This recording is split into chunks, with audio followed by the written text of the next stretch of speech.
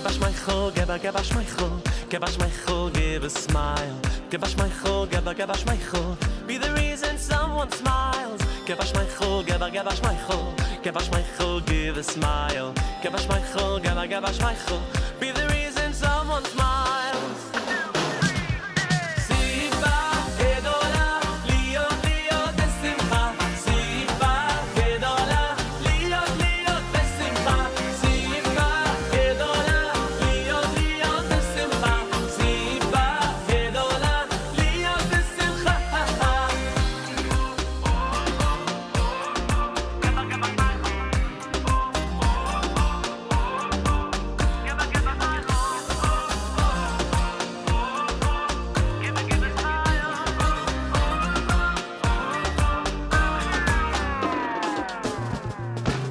Give us my chol, give us my chol, give a smile. Give us my chol, give us my chol, be the reason someone smile. Give us my chol, give us my chol, give us my chol, give a smile. Give us my chol, give us my chol, be the reason someone smiles. Siva gedola, liyo liyo besimcha.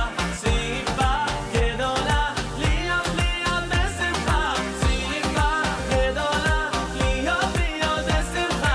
Siva gedola, liyo besimcha. Siva gedola, liyo liyo besimcha. Siva gedola, liyo liyo besimcha. Siva gedola, liyo liyo besimcha. Siva gedola, liyo besimcha.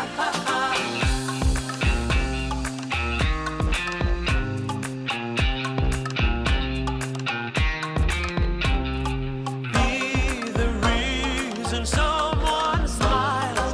Be the reason someone smiles. Be the reason someone smiles. Be the reason someone smiles. Be the reason someone smiles. Be the reason someone smiles. Siva gedola, liyo besimcha. Siva gedola, liyo liyo besimcha. Siva gedola, liyo liyo besimcha. Siva gedola, liyo besimcha. Be the reason someone smiles. Be the reason someone smiles. Be the reason someone smiles. Be the reason someone smiles. Be the reason someone smiles.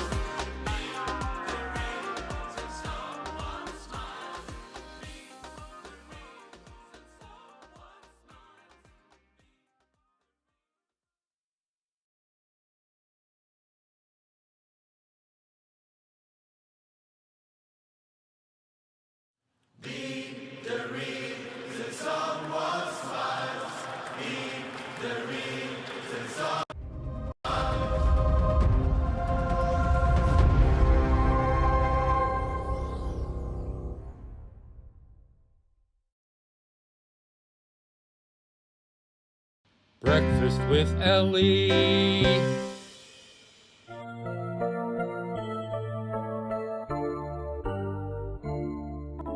Mode ani lefanecha melech chai vekayam shechezarta bi nishmati bechemla raba emunatecha.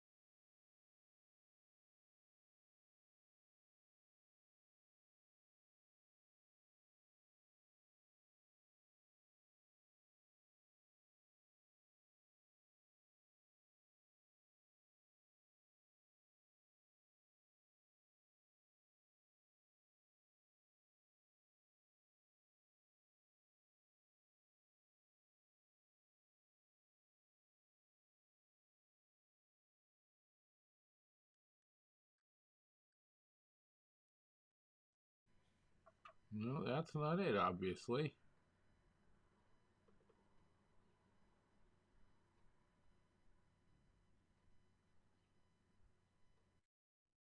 That's not it either. Where did my scene window go?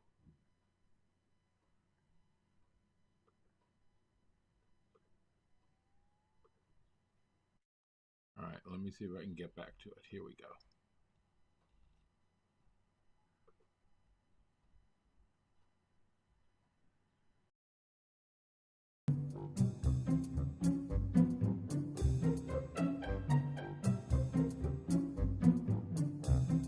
Cinnamon swirl, and these are meringues. This one is marble cake. Son will make these.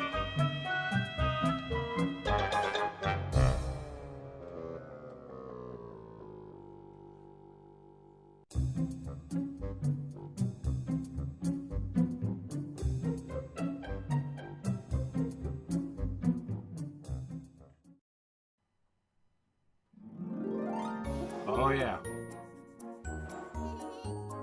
All too well aware. Good morning and welcome to Breakfast with Ellie. It is Thursday, the 11th day of April, the third day of Nissan, 5784.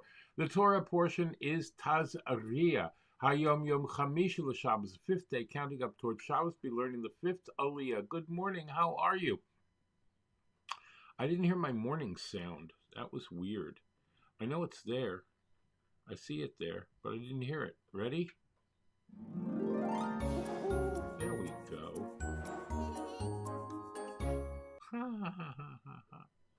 All right.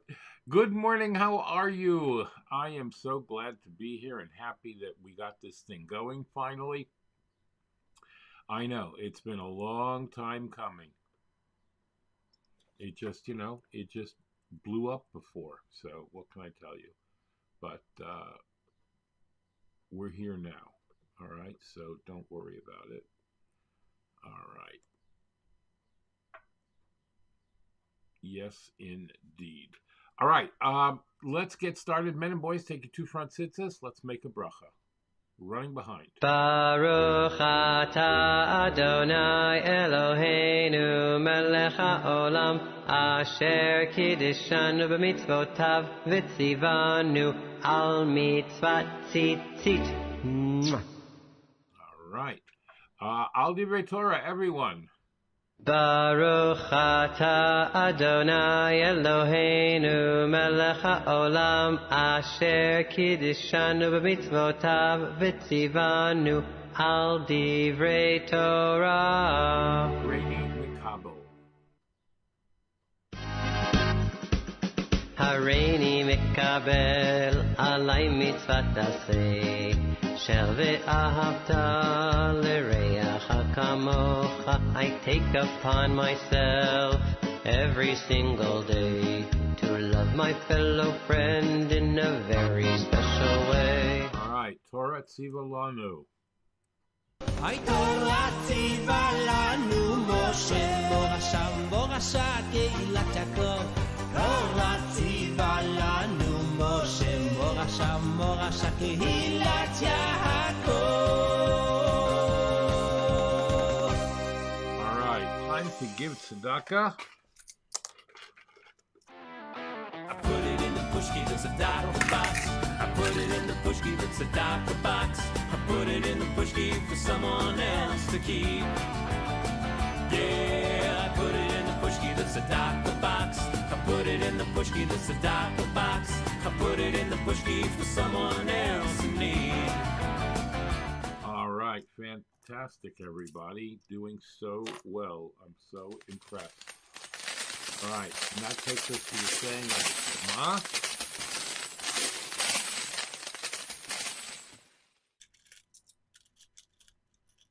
And I would appreciate it if you put your right hand over your eyes and join Mandy Patinkin.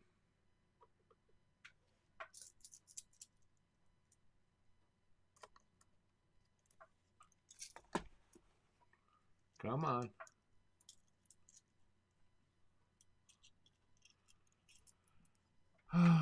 Okay. You could play it for her before each meal. Shema Yisrael, Adonai Eloheinu, Adonai Echad. Shahakalniye bidvoroi, shakalniye bidvoroi. And that takes us to our breakfast. Give me 1 second here. Just gotta put this down. All right, and I have coffee and yogurt. Haha! Are you impressed? And it's the kosher Pesach yogurt, so it makes it even better than everything else. It's really nice. All right, are you ready? Shahakol. Baruch atah Adonai Eloheinu melech haolam shahakol nihiyah bidvaroi. Coffee, blessed coffee. God bless you for being a friend. When the whole world turns on me, it's only you on which I can depend. I want to taste you in the morning and a few times throughout the day. Yes, a cup or two in the evening too. For me, it's the only way. Yeah.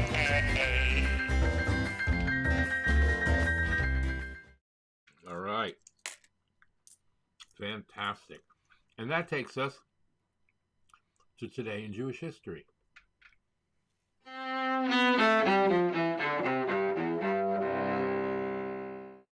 right. It's a quickie today. In 1915, Rabbi Sholem Dover, the fifth Lubavitcher Rebbe, was forced to flee Lubavitch from the advancing World War I front and relocate to the Russian city of Rostov-on-Don. In his final years, he began the heroic battle against the new communist regime's efforts to destroy the Jewish faith throughout the Soviet Union. All right, more about the Rebbe at Chabad.org, of course. Lots of stuff there. Yesterday was his yahrzeit, if you remember. Now, the Levites were inducted into the service following the procedure described in the Torah. Moshe Rabbeinu inducted the Levites into the service of the Mishkan, the tabernacle. The induction ceremony included sprinkling them with the ashes of the red heifer, which was prepared the day before. And that was the beginning of the inauguration of the actual service of the Mishkan. And that was in 1312 BCE. That's right. All right. Today's Nasi will be of Zevulun, and we will read that in just a few minutes. All right. So, let's see if we can do this without big fanfare.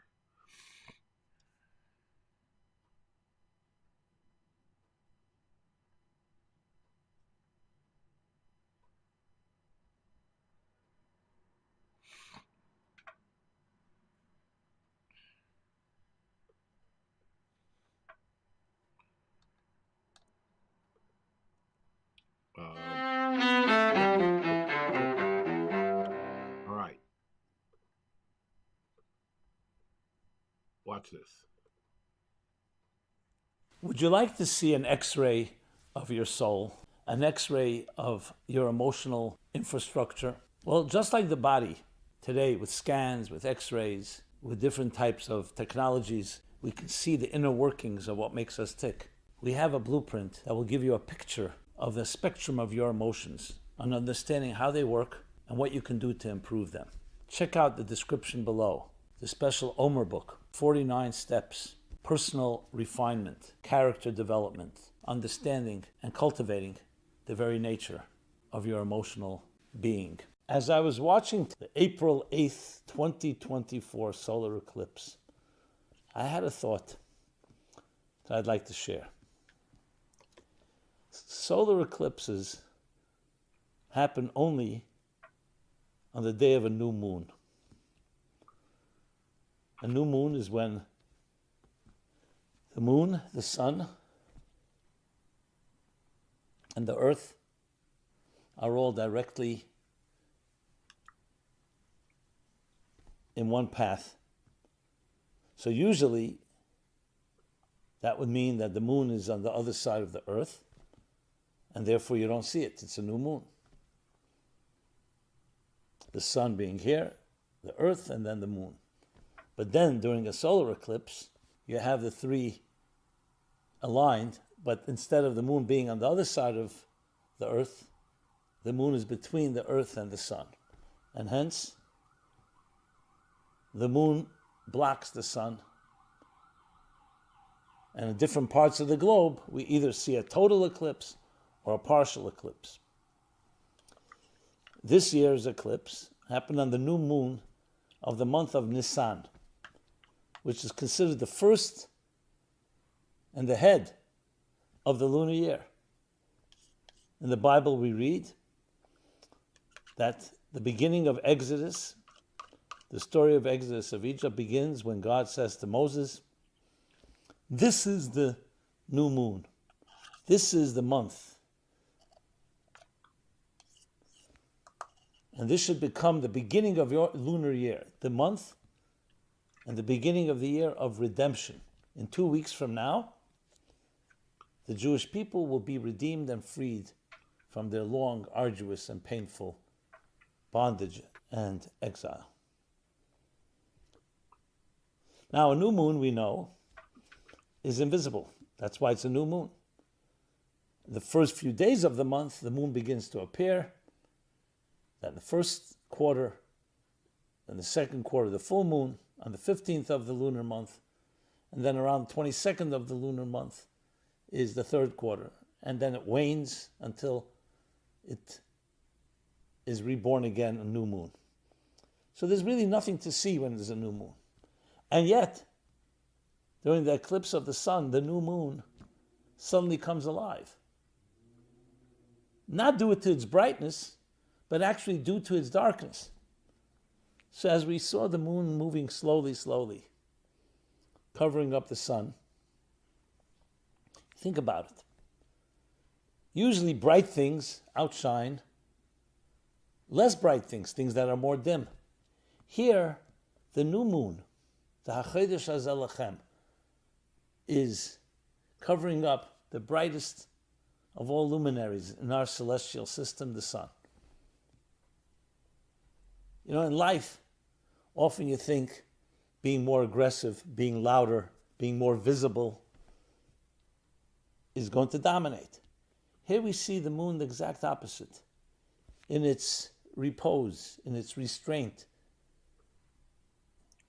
it becomes more powerful than the sun to the point that it covers it up entirely. Sometimes silence is stronger than sound. In Hasidic terminology, bittul, the moon represents the smaller luminary, Hamoyer HaKotan, the smaller luminary, which refers to its humility, its modesty, its selflessness. And that is even more powerful than the powerful rays of the bright, glaring sun. Additionally, you would think, again, the sun is so much more powerful than the moon. And here, this HaChodesh Hazeh Lachem, instead of choosing the solar year and the bright sun, God says to Moses, you know where your people will become a free people? Freedom? Exodus? All levels of freedom, spiritual freedom, psychological, emotional freedom, it will be when the moon emerges.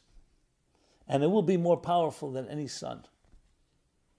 So it's an interesting twist on the events of a solar eclipse, where the sun itself can represent the nations of the world, all the powerful nations, but it's the humility that creates something that's eternal, the humility of the moon.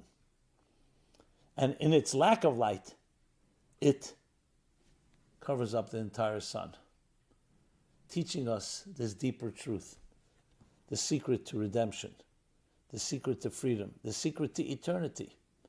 Because as great as you are, you can only be as great as you are. However, when you are committed to something greater than you are, when you are committed to the infinite, to the eternal, then you become an extension of eternity. So as great as you are, you're never going to be eternal. We're all mortal. The moon knows the secret. The secret is that the less you are, the more you are. And that lessness, if you can call it that, is what reminds us. Now, we want sunlight. We need sunlight.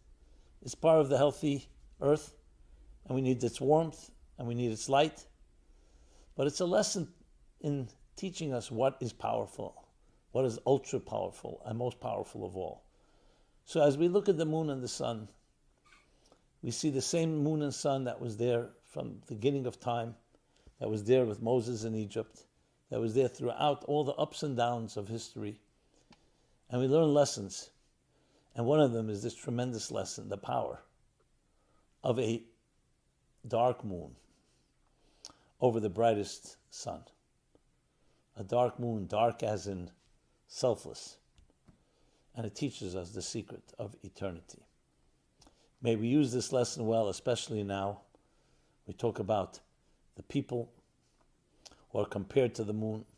So they may be the fewest of all nations, but they have an eternity to them that has survived all the greatest empires, precisely because of their selflessness and because of their humility. God bless you, and may this be a month of true redemption in every possible way.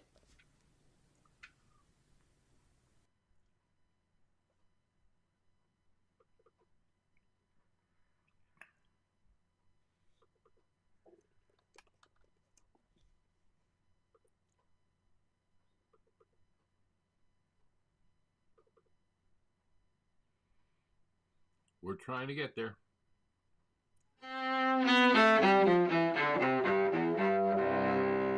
And that takes us to HaYom.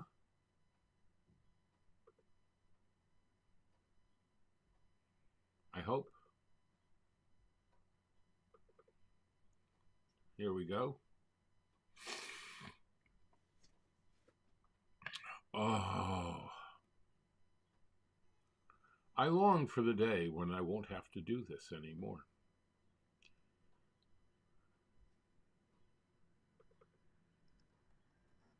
I don't know where the computer goes or what it's doing, but it's not happy.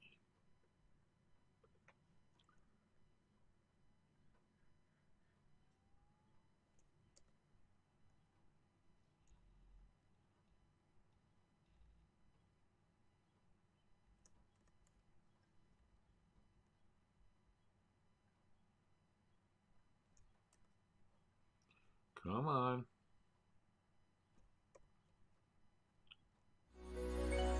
Ah, there we היום הזה הוא זמן שמחתנו שמע את התפילה שבליבנו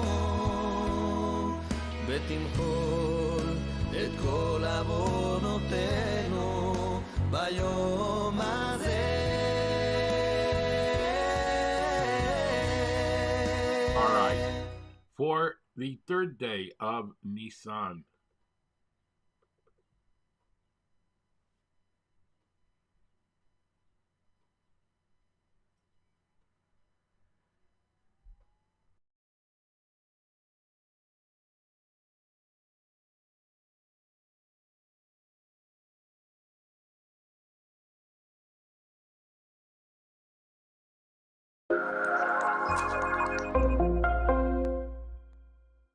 Lots of people dream of accomplishing great things, but it is rare, very rare, when somebody knows how to turn a dream into a reality.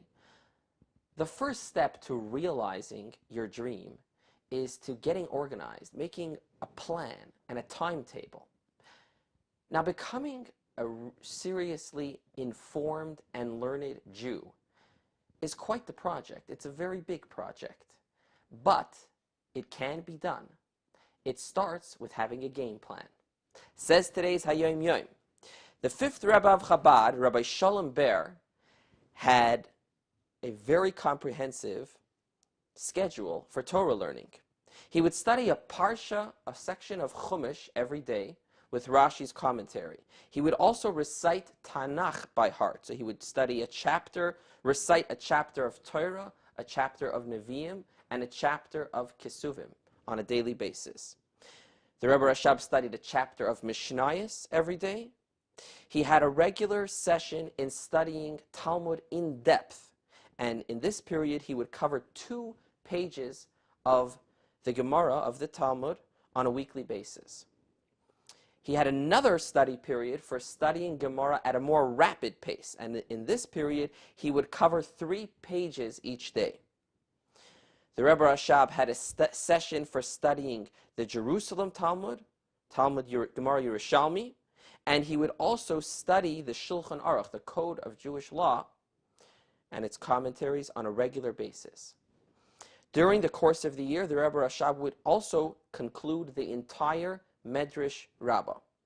Now, you may not be capable of attaining the level of scholarship that the Rabbi Shalom Ber, the Rebbe Rashab, was at, but you can make great strides in learning. It begins with organizing yourself and committing to a study schedule. And that's as simple as it gets. All right? Nasi for today. I don't have a Nasi song. You know that? I have to find a song for the Nasi. All right. But we are on the 3rd day of Nissan. So let's get this set up over here. 1, 2, 3. There we go. All right.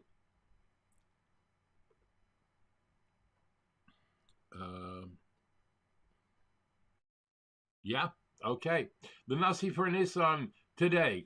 On the 3rd day, the prince of the children of Zvulun, Eliyah, the son of Chelon, offered. His offering was 1 silver dish, whose weight was 130 shekels, 1 silver bowl of 70 shekels by sanctuary weight, both filled with fine flour mixed with oil for a meal offering, 1 golden cup of 10 shekels filled with incense, 1 young bullock, 1 ram, 1 lamb in its first year, for a burnt offering, 1 goat for a sin offering, and for a sacrifice of peace offering, 2 oxen, 5 rams, 5 he-goats, 5 yearling lambs, and this was the offering of Eliyav ben Chelon. And now the Yehi Ratzon.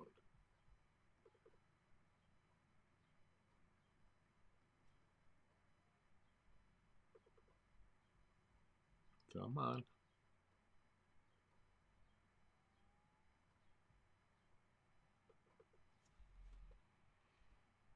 Ah.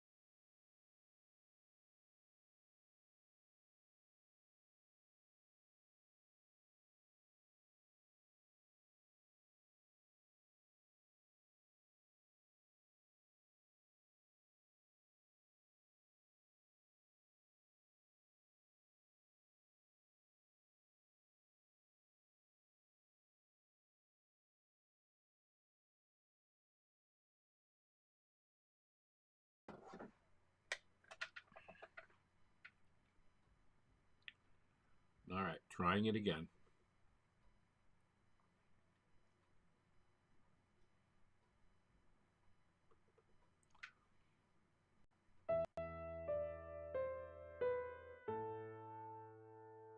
יהי רצון מלפניך, השם אלוהיkai ואלוהיקי אבויסai, שתויר היום בחסדך הגדול על נשמוסי נקדישי. דמשחקים כציפורים ומצפצפים ומשבחים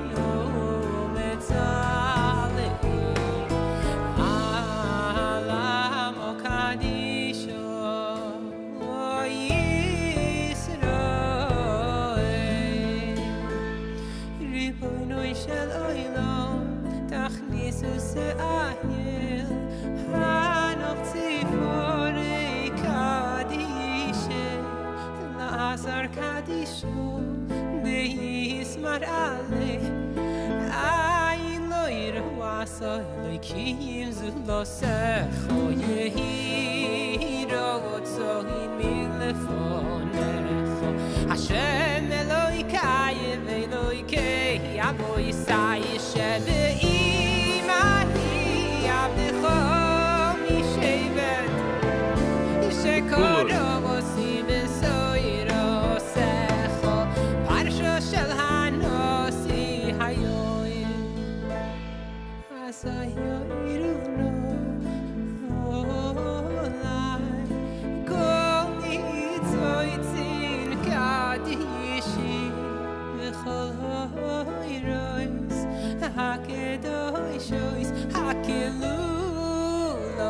Bikedushas ze hashevet lehavi hinu lehaskin b'soirasecho uveyirasecho ilasos soirecho kol yemei hayai ani v'zari v'zera zari meyato b'yadoi lomomei.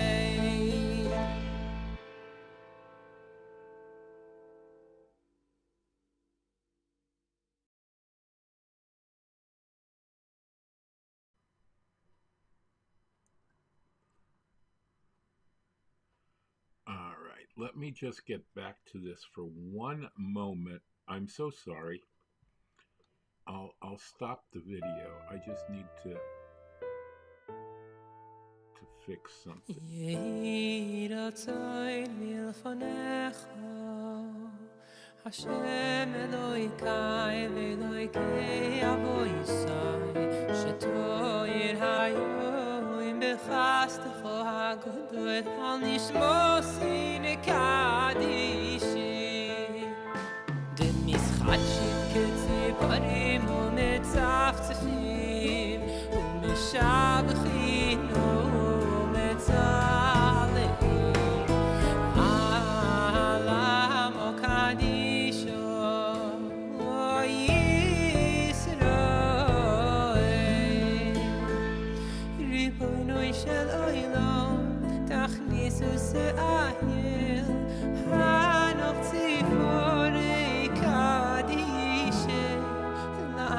Kadisho, Deis Marale, I loir wasa, Likim Zulosecho, Yehiro, so in Milefonecho, Hashem Eloikai, Eloikei, Aboisai, Shebe Imani, Abdecho, Mishevet, Shekoro, Sibeso.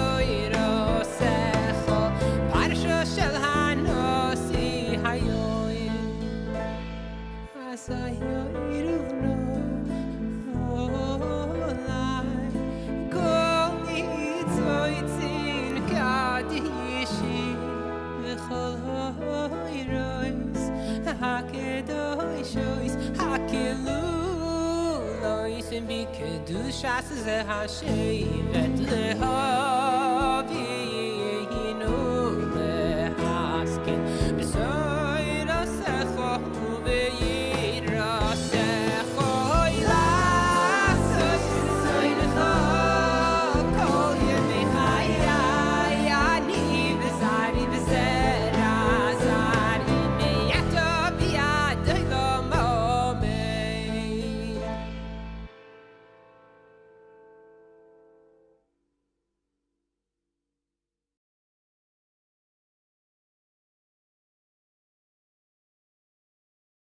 Right.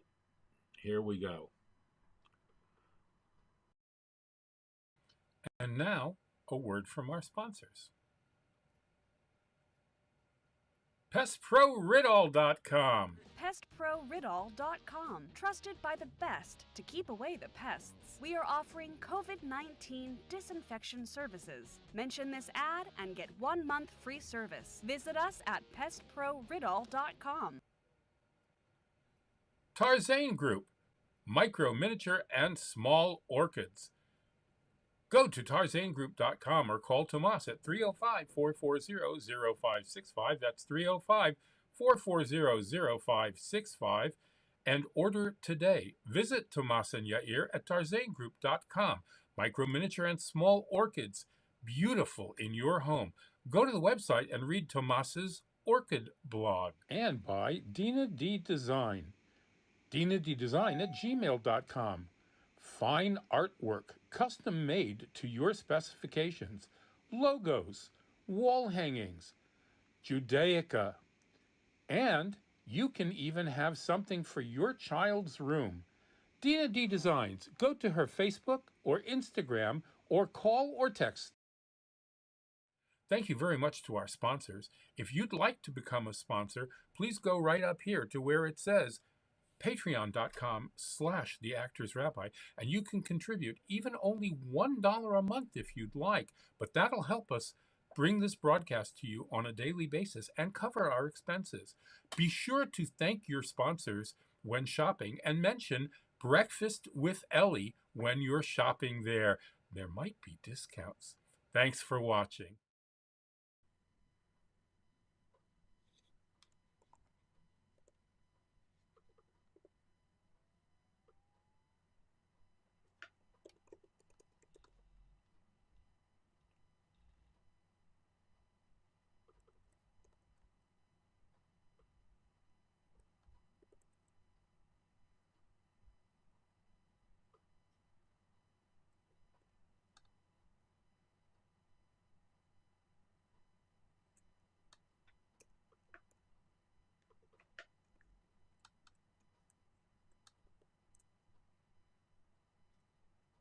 Torah, Torah, Torah, Torah, Torah, Tziva lanu Moshe. Torah, Torah, Torah, Torah, Torah, Torah, Torah, Tziva lanu Moshe. All right, we're getting there. I'm sorry. I know it's painful. Trust me, it's painful for me too. All right, we are doing Rabbi Sachs' Covenant and Conversation today, except we're taking a little bit of a twist. We are going to do Rabbi Shais Taub has a brother, thank God, and he also does a beautiful video about the Parsha, and I thought you would enjoy this one today. So watch the first half. Hi, I'm David Taub, and welcome to the Parsha Rabbit Hole, where I find something weird in the weekly Torah portion and follow it all the way down until it gets even weirder. This week's rabbit hole eventually gets us to soulmates, smart fetuses, and reincarnation. Holy reincarnation! But, as always, we have to get there. This week's episode is dedicated to a young viewer named Yonah Chaim, whose parents said, quote, "To my wonderful son who I love learning with and spending time with, may you always be blessed with making the world smile." And then they add, "Stop eating all my candy. Love, Mom and Dad." Aw, thank you, Yonah Chaim and family. That was lovely. But I'm going to stay out of the family candy politics. That's none of my business. If you'd like to dedicate an upcoming episode of the Parsha Rabbit Hole or make a small recurring donation to help me keep on digging, go to creativejudaism.com/donate. All right, let's get started. This week's Torah portion, Parshas Tazria, teaches us some laws of Tumah, ritual impurity. But it starts with babies. Even weirdos are cute when they're babies. Specifically, laws regarding a woman who gives birth, when she needs to immerse in the mikveh and bring sacrifices to the temple, as well as a brief mention of the mitzvah of bris milah, so baby stuff. Which got me thinking about some of the weird stuff in Gemara and in Midrash about what a fetus gets up to before it's born. For example, one place in Gemara says that a candle is lit for it above its head, and it gazes from one end of the world to the other. And then it brings a proof from a verse in Eov, or Job, that talks about having a candle on your head. Candle head! Then the Gemara continues and says that you shouldn't be confused by this idea that a fetus can see from one end of the world to the other, because when a person dreams, they can be physically located in one place, but see a dream that takes place in España, which is Spain. So, despite the Gemara's reassurance, I am indeed still confused, which is just what I'm looking for. So that's where this week's rabbit hole starts, with confusing statements in the Gemara about fetuses. So if you're ready to see where that takes us, let's dive in. Okay, let's start with Spain. For some reason, I always like it when the Gemara mentions Spain. I'm not sure exactly why. I think it's because the Talmud exists in such a different world than the one that I live in, and it takes so much work to kind of place myself there, that it's exciting when a familiar geographic landmark pops up. But I was wondering, why Spain? Spain is mentioned in this context throughout the Talmud as a far-off land, kind of the way people sometimes use Timbuktu. So I asked some friends of mine who are smarter than me why they thought it was used this way, and they pointed out that up until the discovery of the Americas in the late 1400s, Spain was pretty much the edge of the world, for the people who weren't living past that edge. There it is, the edge of the universe. And in ancient maps, you can see that very clearly. Okay, so now that we know why the Gemara used Spain specifically, we still have to figure out what's going on with the fetus seeing the world from one edge to the other. The thing is, none of the popular commentaries had anything to say about it. But I dug around a little bit, and I found an explanation from Rashi. Not in this commentary on the Talmud, but in a lesser-known book called Sefer HaPardes. He says that the reason why the Gemara makes the dream comparison is because just like a person can wake up from a dream and have no recollection of what they saw in that dream, that's how it works with a fetus. So that explains why we don't remember our prenatal exploration of Spain, but it doesn't explain why it happens. It actually makes it even more confusing, because if we don't remember it, then what's the point? But don't worry, because it gets even more confusing. A lot of you have probably already heard this next thing before, but I couldn't not include it. The Gemara continues and says that the fetus actually learns the entire Torah while in the womb. And then it brings a couple of verses as proof. But then it says that as soon as the baby is born and it enters into the real world, an angel comes and hits it and makes it forget the entire Torah. So like I said, this is pretty well known, and you've probably heard it before. You've probably also heard that that's where the philtrum comes from, which is that little indentation in the upper lip. And I've heard a lot of people quote that Gemara as saying that the philtrum is the mark left when the angel takes away all of the Torah knowledge. But the Gemara doesn't actually say that, and there's really no real source for it. It's just a thing people say. Or maybe we all just collectively forgot the source for it when we got this thing. Touched by an angel after 60 minutes, CBS Sunday. But even without the philtrum origin story, the Gemara is plenty weird. First of all, it seems from that thing from Rashi earlier that the fetus doesn't remember its visions of geography just because that's the nature of the experience, like a dream. But in the next part of the Gemara, it seems like the Torah knowledge has to be extracted by force, which is an interesting distinction. I don't have any explanation for that, but if you do, please put it in the comments. But the main question on all of this is, what is the purpose of those experiences if we have no memory of them? So I dug around and found an answer from Bnei Yissaschar, which is a Hasidic work from the early 1800s. I actually found some other answers too, but I like this one the best because it has a fun analogy at the end. He says that Torah by its nature is beyond the comprehension of human beings, and without divine assistance, we would never be able to access any of it. But if God just gave it to us, then we wouldn't have earned it, and it would mess up the whole reward and punishment system. So we have to forget it all so that we can acquire the knowledge of Torah through our own free will and our own effort. In which case we're back to square one. What's the point of learning it in the first place? And he answers that it's because some of the residual effect of that Torah knowledge remains engraved in us. That's a gift to us from God, but then it's up to us to bring that from potential into actuality throughout our lives. But without that residual Torah that's given to us by God, we would have no way of accessing any of it. And then he gives an analogy. He says it's like a fish that swims in the water. No matter how much it works and strives and trains, it will never be able to fly through the air like a bird. Okay, so first of all, like I said, I love that analogy. The imagery is fun. But it also means that according to the Bnei Yissaschar, we are the fish that can fly through the air. Every time we learn Torah, we're doing something humanly impossible. What most humans generally find impossible to understand. And the reason that we can do it is because of our fetal study sessions, which I think is very cool. Okay, so now we're going to move on to a different Gemara about marriage. It says that when Reish Lakish would teach the laws of a soita, which is a woman who is suspected of adultery, he would preface by saying that heaven matches a woman to a man based entirely on his actions. Then the Gemara adds in the name of Rabbi Yochanan that making a match is as difficult as the splitting of the sea when the Jews left Egypt. Okay, so we're going to ignore how something could be difficult for God. There's a lot of interesting explanations on that, but we're just going to leave it be because we've got to get to the fetus connection. The Gemara then asks a question from another statement about how matches are made. It says that 40 days before a fetus is formed, a baskol, a heavenly voice, declares, the daughter of so-and-so will marry so-and-so. And then some other declarations about that fetus's future property ownership.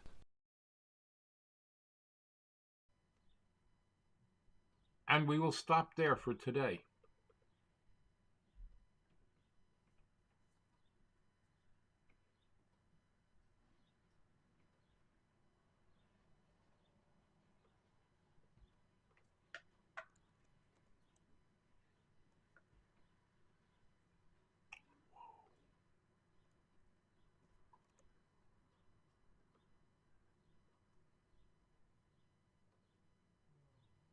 All right. Chumash and Rashi with Rabbi Avtzin is up next.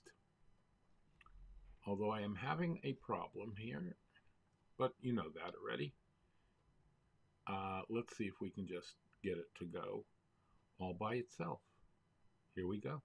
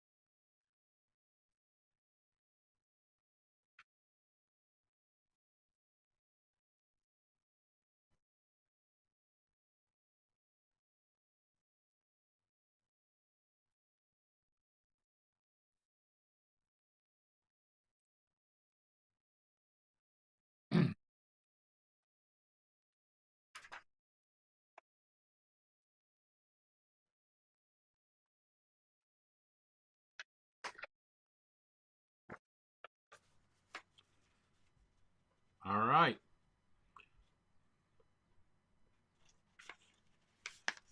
And that takes us to Parsha points with Rabbi Epstein.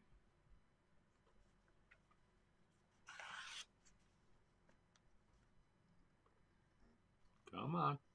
Here we go. Parsha points Tazria for Thursday, or spelled Aleph Vav Resh means light, or spelled Ayin Vav Resh means skin. Adam and Chava fell, and they had to cover their light Aleph Vav Resh with leather clothing, Ayin Vav Resh. The Kohen and the Kohen Gadol wear clothing to highlight Get it? Highlight. The glory of Hashem. The skin of the afflicted one bespeaks their failure. The tzaras announces it, and yet it empowers their repair. The return of the or, aleph vav resh, of light, from the or, ayin vav resh, of tainted skin. All right. Shnayim Yomi.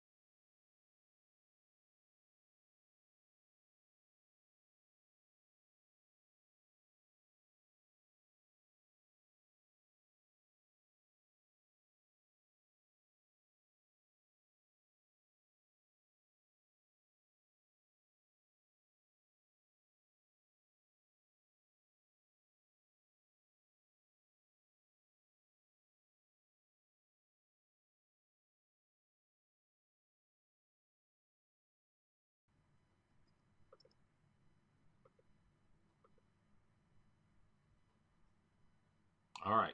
Shnayim Yomi.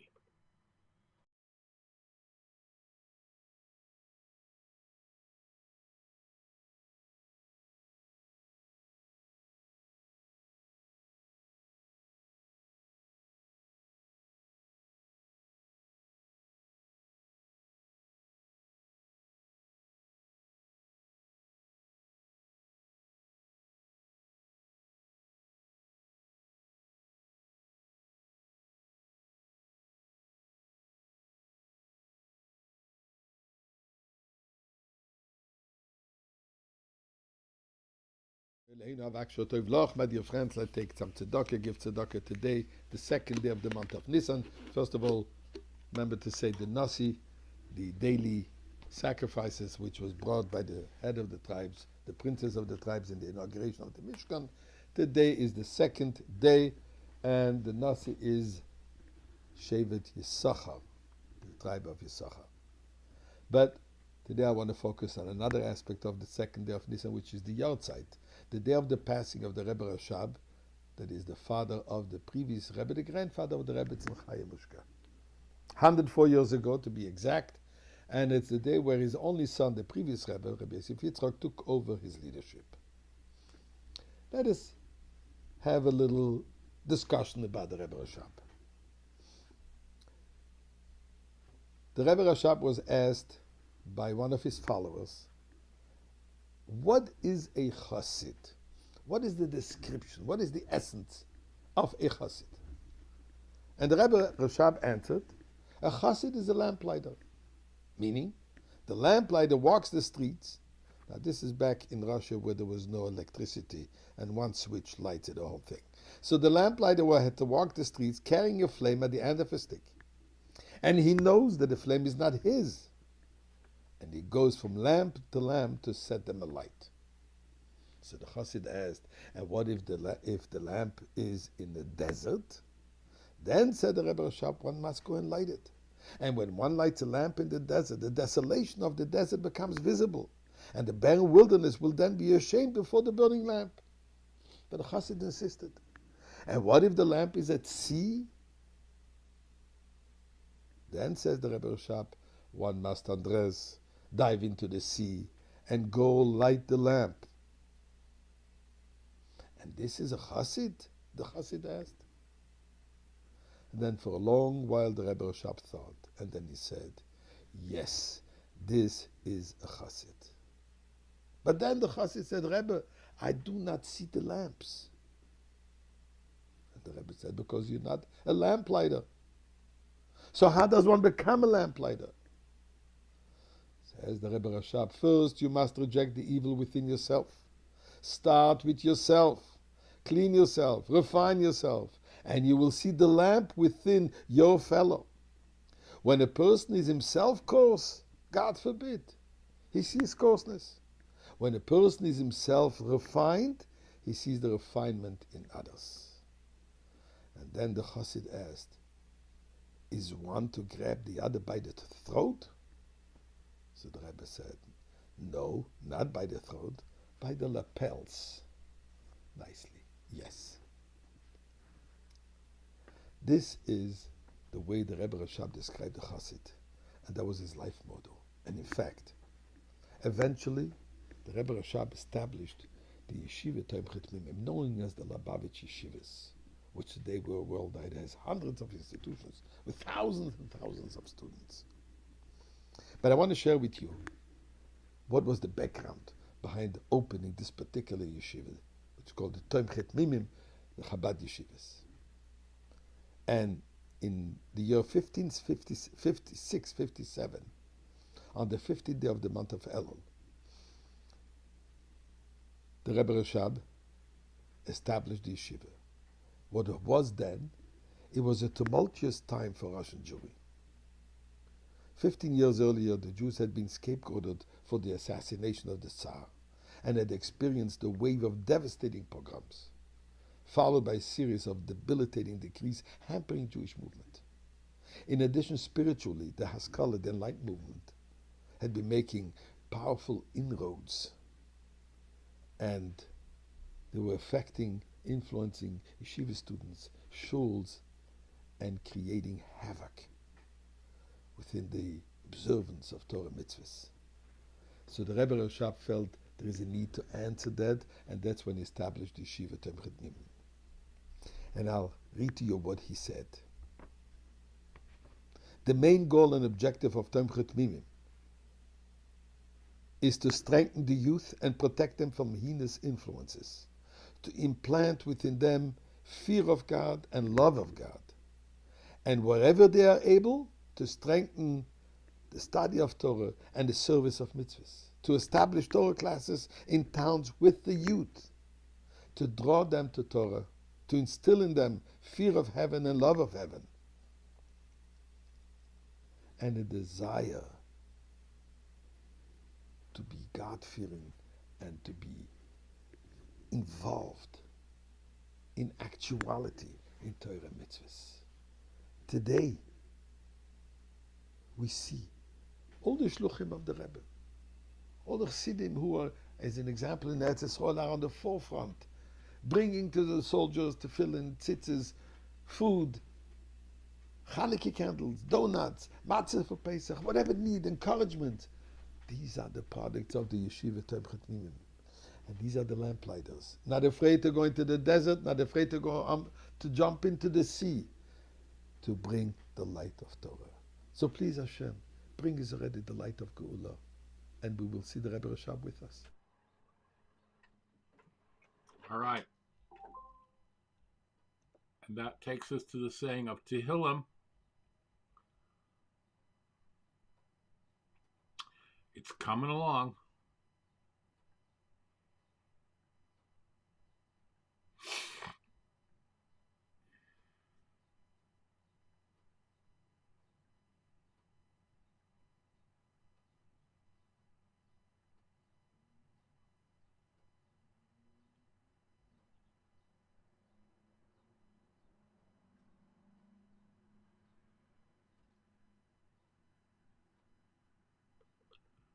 I am so sorry about this. All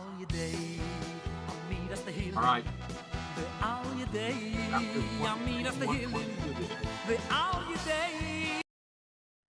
David, Adonai ro'i lo echsar, binos teshe, yarbitzeni, al mimnuchos yinahaleni, nafshi shovev, yancheni v'magle tzedek, leman shemo, kam kilech begetz al moves, lo irara, ki ata imadi, shivtecha umishantecha, hema yenachamuni, taroch lefanai, shulchan neged tzorrai, tishanta vashemen roshi, kosi levaya, ach, tov v'chesed yirdefuni, kol yemei chayai v'shavti b'vis Adonai, le'orech yamim.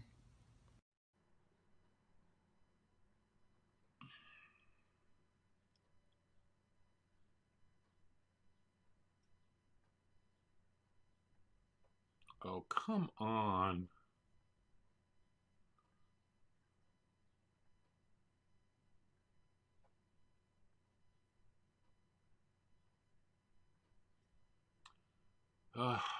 So frustrating. I am so sorry.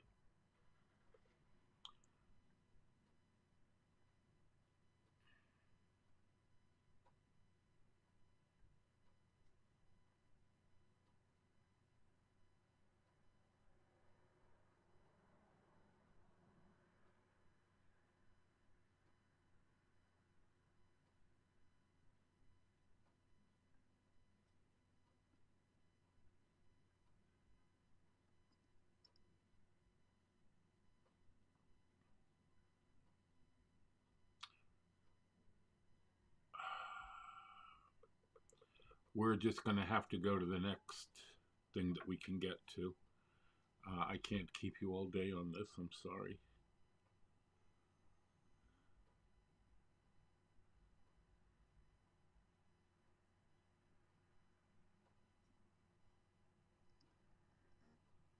Here we go.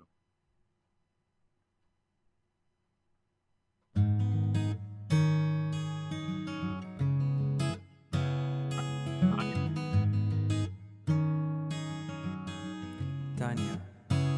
Tanya thoughts for the 3rd of Nissan. I'm related to my brother. I'm related to my cousin. I'm related to my third cousin twice removed. I mean, we all stem from Avram and Sarah. The distinction is in how obvious our relationship is. Everything comes from the same origin, Hashem. The thicker the klipa, the less obvious the connection. The godly soul, the animating soul, the body, they all originate in Hashem himself.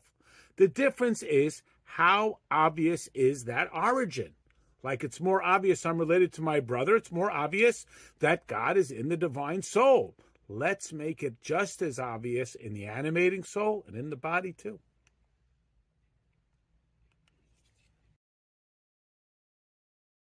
Let's talk, Tanya, for the 2nd of Nissan of a leap year. Let's talk, Tanya, for the 3rd of Nissan of a leap year. We're in the middle of the larger topic of kavana, the importance of intent when doing a mitzvah.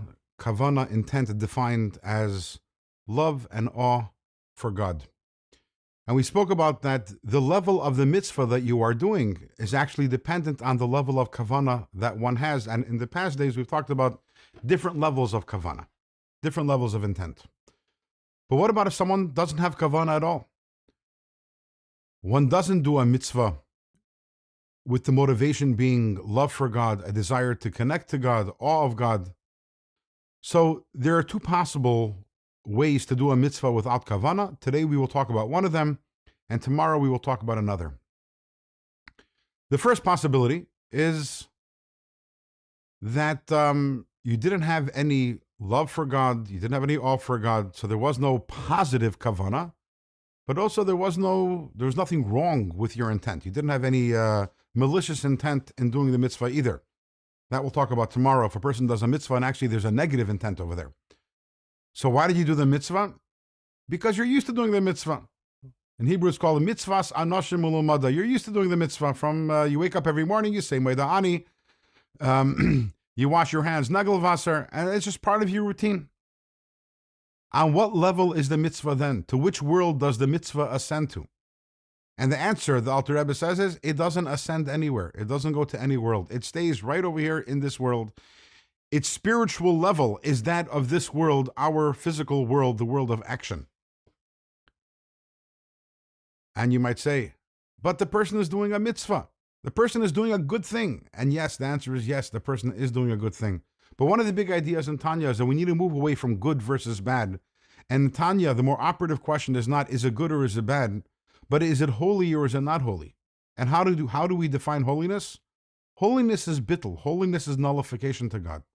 Holiness is when an act is about God. When I am doing something simply because I'm used to doing it, it's not about God at all. It's just part of my routine. When I'm doing something because I love God, I'm doing it for Him. I'm doing it to connect to Him. When I'm doing something with awe of God, it's because I respect Him. Then it's about Him. If it's about Him, there is that important element of bittul involved, of nullification involved, and therefore the mitzvah is a vehicle for the godliness and the holiness of the higher worlds, which can be revealed in the mitzvah.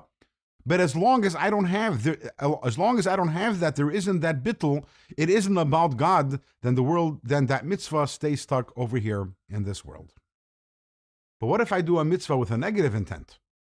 Let's say I'm studying Torah, and why? For egotistical reasons. I'm studying Torah because I want to be a scholar. What happens to that mitzvah?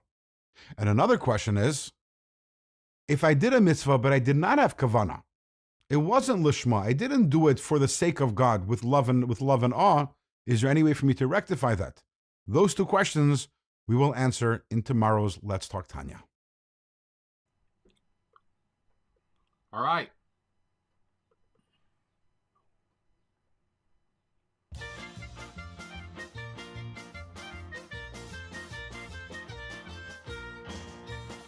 We are coming up to Pesach.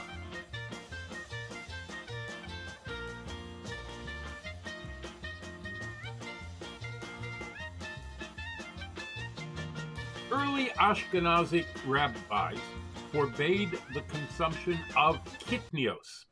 Kitnios means beans. It refers to rice, millet, corn, buckwheat, legumes, etc. Since kitnios flour can be easily confused with grain flour, which is absolute chametz. Now, this enactment was fully accepted by the Ashkenazi communities and should be strictly observed. Although it is forbidden to eat on Pesach, it is permitted to derive hana, pleasure, from kitnios, as well as to have it in the house over Pesach. For example, you can keep rice in your cabinet. You don't have to sell it with the chametz because it's not actual chametz. But it is customary for us to refrain from using it. We also do not use cloves, saffron, ginger, and cinnamon because they may have come in contact with chametz while being prepared, as well as from garlic and radish. The reason for these is not actually known, but some say it's because they used to keep these to preserve them in flour, and so we did not do it. Now, here's the big deal. It's 8 days, ladies and gentlemen and others. It is 8 days. If you can't go without rice, beans, millet, corn, buckwheat, chickpeas, if you can't go without your kidney beans for 8 days, you need help. I mean, that's all. You need help. You can do it. As well as, all these frivolities that people buy. But I'm not even going to go into that. Have your strictness, have your leniencies. That's between you and your creator. But if you are sitting there telling me that you are going to forsake your Ashkenazi traditions just so that you can have rice on Pesach, you've missed the whole point of the holiday. All right? That's all I'm going to say. Where, when, and what do we do for the search for chametz? Well, on the night before Pesach, we daven mincha as early as possible to ensure everyone has time to check for chametz after 3 stars appear. We may not eat, do work, or learn from half an hour before the stars come out. If you were previously involved in these activities, you should interrupt them when the time comes to search for the chametz.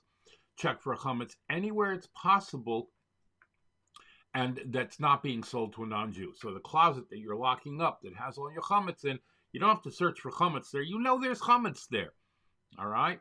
Now, a bracha can be made while checking in shul, since children bring chametz in throughout the year.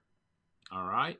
Speaking of the bracha, you are not allowed to speak between saying the bracha and starting the search. You need to make the bracha again if you do. And once the search begins, you shouldn't talk about anything unrelated to it until it's completed. You're talking a couple of minutes over here. We begin by checking the room closest to where the bracha was recited. And after we check, we say the kol chamira, nullifying any chametz that wasn't found during the search. You should declare to yourself that all your chametz is completely nullified, and someone who doesn't understand the original Aramaic that the kol chamira is in should say it in whatever language they do know. But if you already said it without understanding the words, but you had the intention to nullify the chametz, you have fulfilled the mitzvah. And we're going to talk about selling the chametz tomorrow. All right? All right. Sefer HaMitzvahs of the Rambam.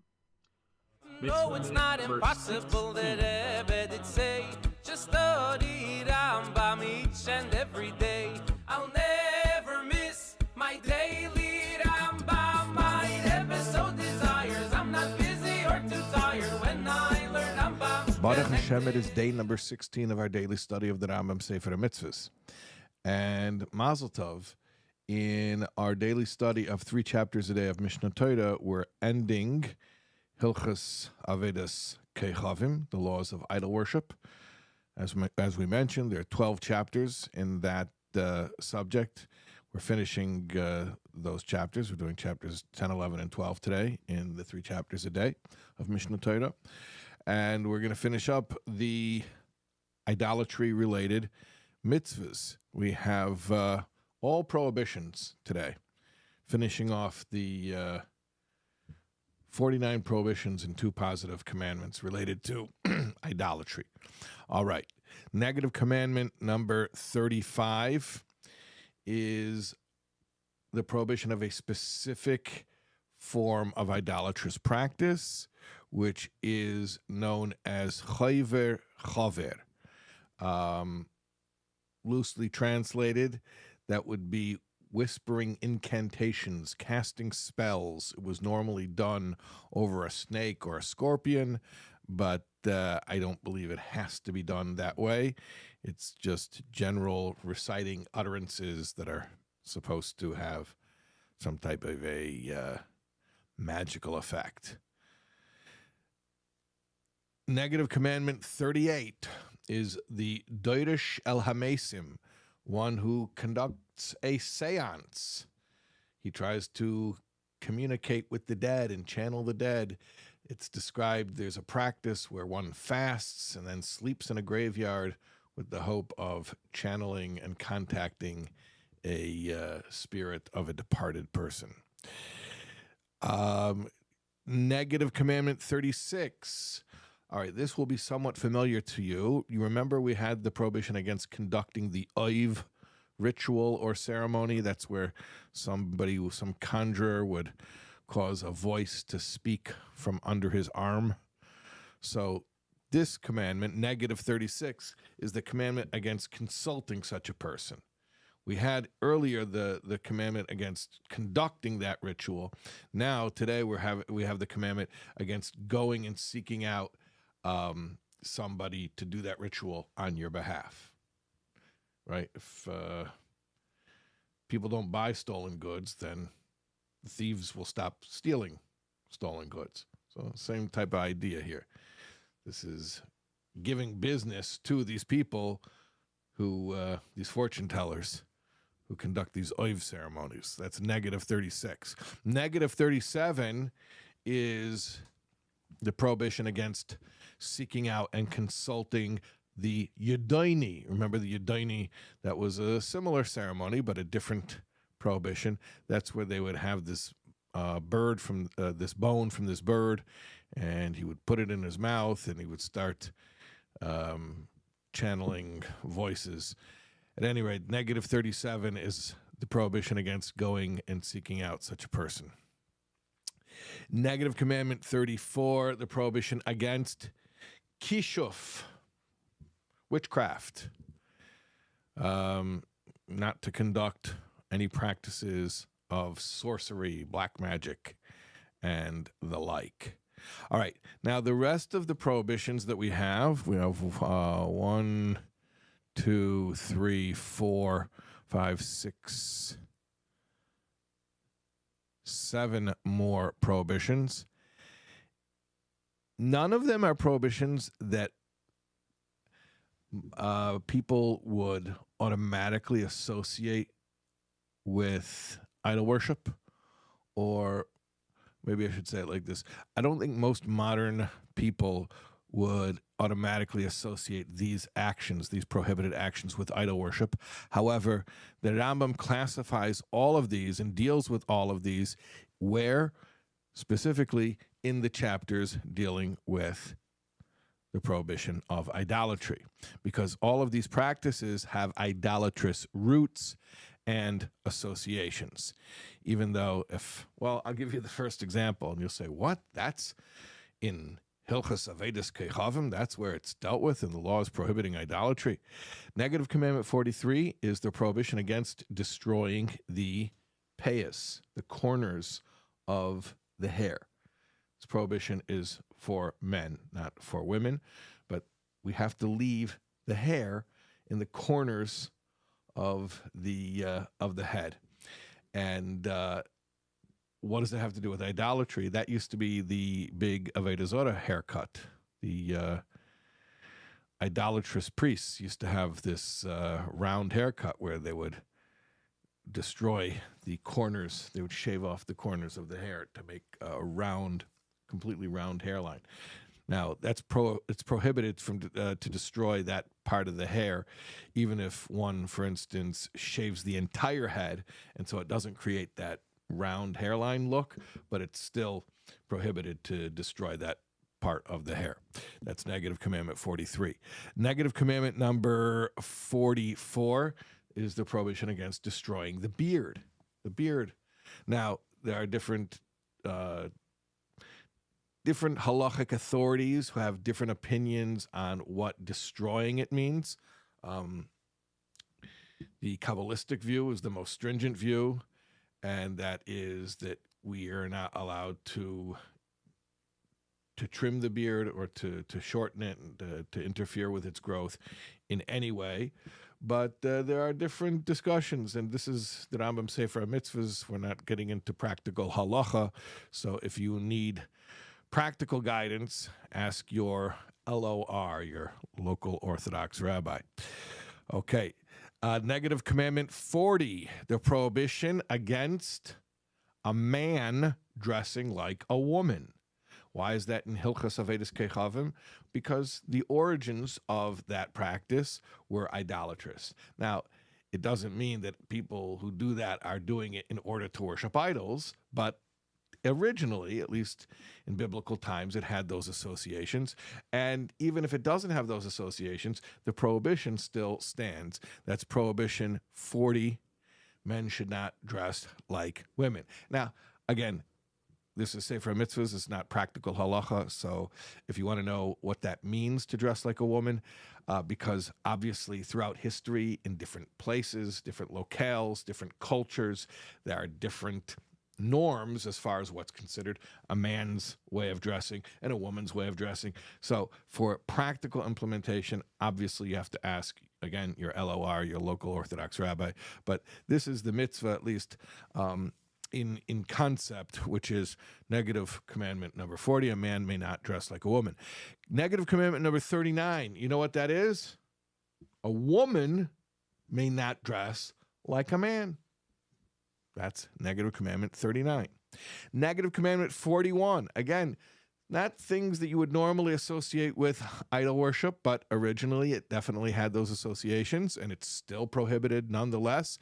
Negative Commandment 41 is the prohibition against tattoos, tattooing, writing permanent writing or symbols or signs or marks in one's skin. That is a negative commandment. Prohibition. Negative Commandment number 45, scarring, self-mutilation, cutting oneself in order to create marks. That is a prohibition. Negative, and it used to be something that was ubiquitous to idolatrous practice. It was part of their ceremony, part of their ritual. But it's still prohibited, even if it doesn't have those connotations today.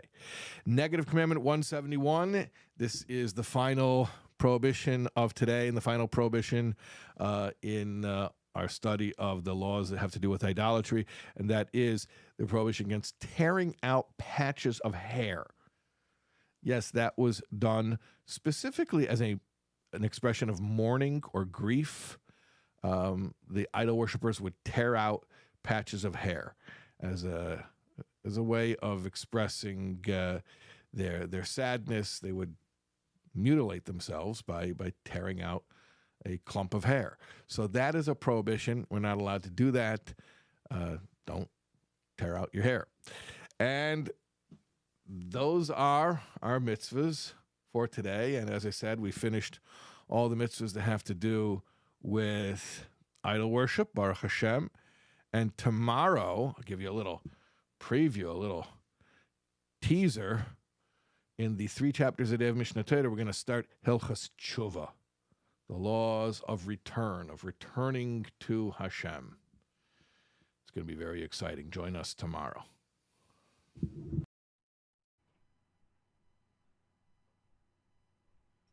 All right. Matters of Mashiach is up next.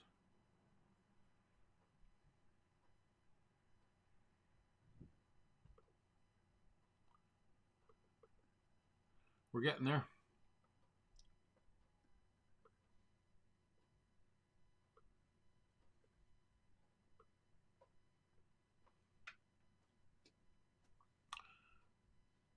Okay. breakfastwithelli.live/new computer if you'd like to help this go away.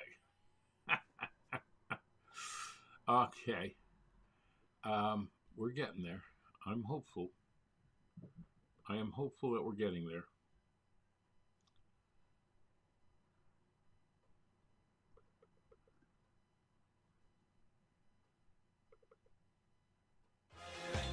There we go.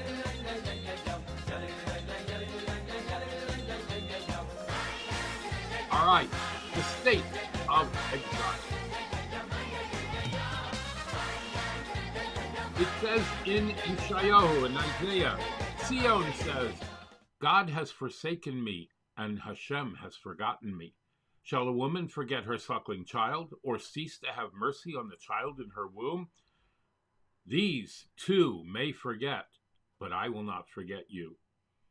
In Galut, in exile, it appears that Hashem has abandoned us, and we appear to have forsaken him. Although our essential connection to Hashem never changes,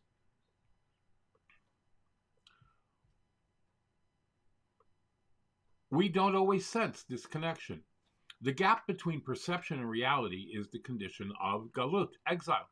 By looking beyond the apparent reality and focusing on our essential relationship with Hashem, that's how we can live in a Mashiach-dig way with Mashiach. All right, bringing heaven down to earth.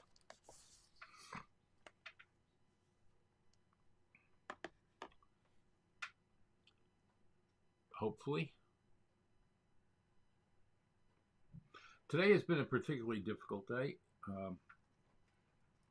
Usually the computer responds a little bit better than this, but we're going to do some work on cleaning out the hard drive today. All right, let's see if we can get this one. And then we're basically at the end already. All right. Yeah, no, it's there we go. All right.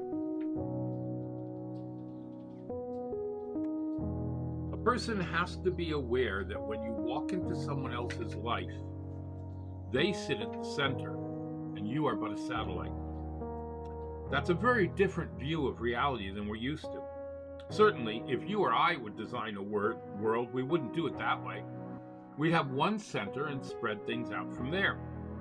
But this world was created by a different consciousness, one that's beyond finite and infinite. The creator of our world has no problem creating a finite world with infinite centers, one for every existence within it.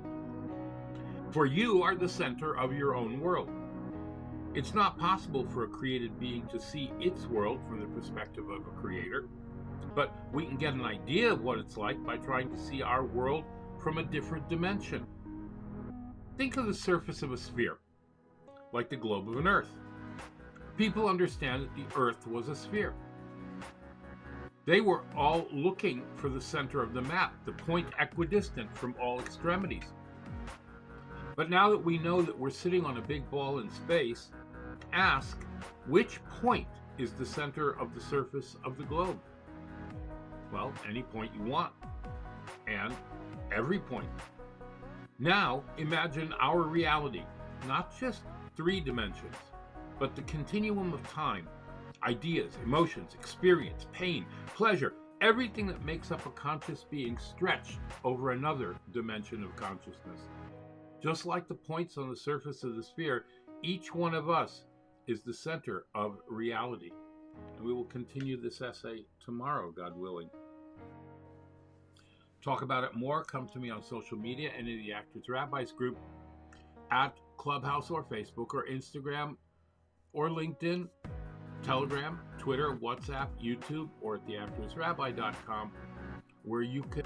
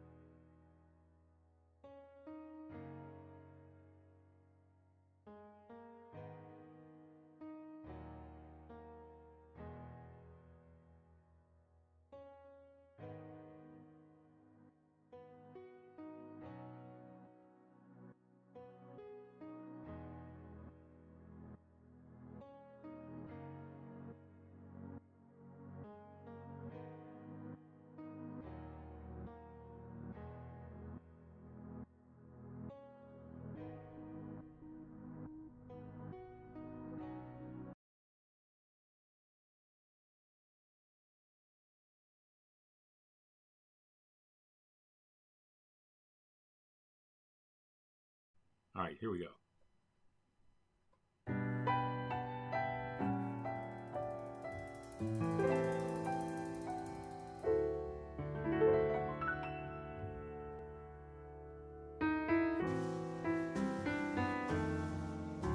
All right. Thank you for being here. Thank you to my sponsors, Pest Pro, Ridal, Tarzay, Norkins, Dina D Design, Bracha Biederman, That's a wrap on breakfast. Avi G, and Reza Musavi. Patreon.com/theactorsrabbi if you would like to participate, or breakfastwithali.live/new which is really important. There is a pasuk in Torah that we read, Ka'ela, and Joey Newcomb has made a whole song about it, and we're going to see that video today, God willing. All right.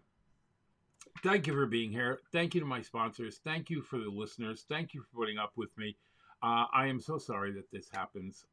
I'm trying to fix it. I'm going to work today tirelessly to see if I can free up a ton of space and see if that's the issue. All right, we'll see. We'll see what happens. All right, it is the 3rd day of Nissan. We are 12 days from Pesach. Go out and do something nice, something good for someone today. In the words of Ravisa Kalmer, have affection for a fellow. Hashem will have affection for you. Do a kindness for a fellow. Hashem will do a kindness for you. Draw a fellow closer.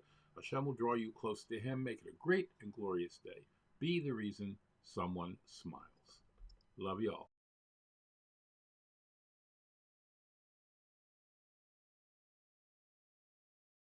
במקום אשר יבחר ומי כעמך ישראל גוי יכול בארץ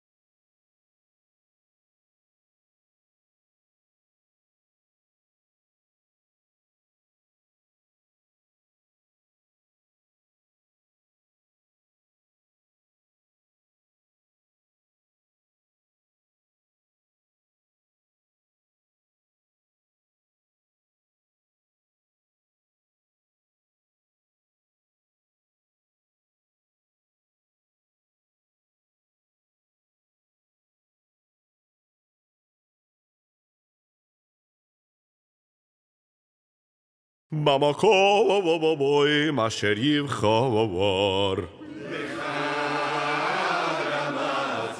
ומי כעמך ישראל גוי יכול בארץ.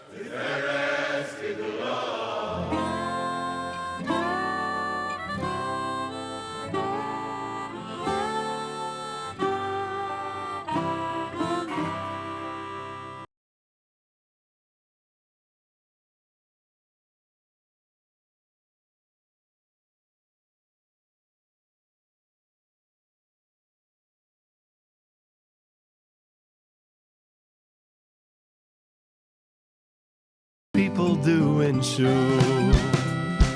Ko'ele, ko'ele, ko'ele, na na na na na. Ko'ele, ko'ele, ko'ele, da da da da da. One thing we must keep in mind, that any aid of any kind